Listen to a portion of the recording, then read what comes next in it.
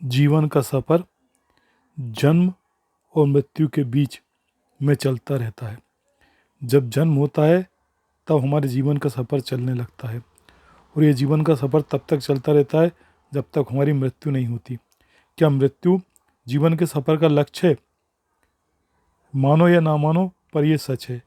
मृत्यु ही जीवन के सफ़र का लक्ष्य है, क्योंकि अंत में ये जीवन मृत्यु को ही प्राप्त होगा।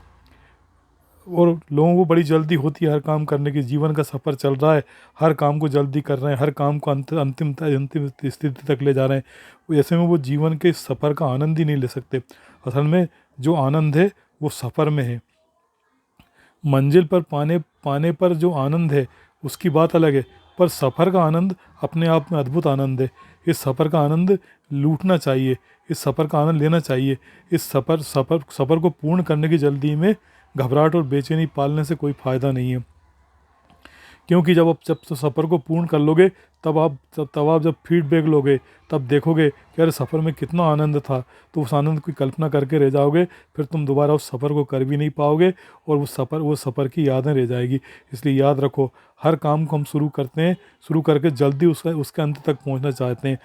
उस जल्दी अंत तक पहुंचने की जल्दी में हम जो है उस काम के शुरू से आखिरी तक के बीच में जितने भी मोड़ आते हैं, जितने भी आनंद के पल आते हैं, जितने भी यादें आती हैं, यादगार पल आते हैं, उन सब पर ध्यान नहीं देते।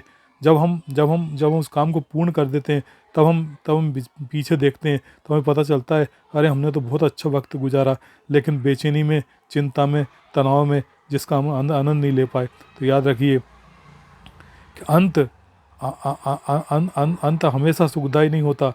अंत के बाद क्या बचता है? देखा जाए तो अंत के बाद कुछ नहीं बचता।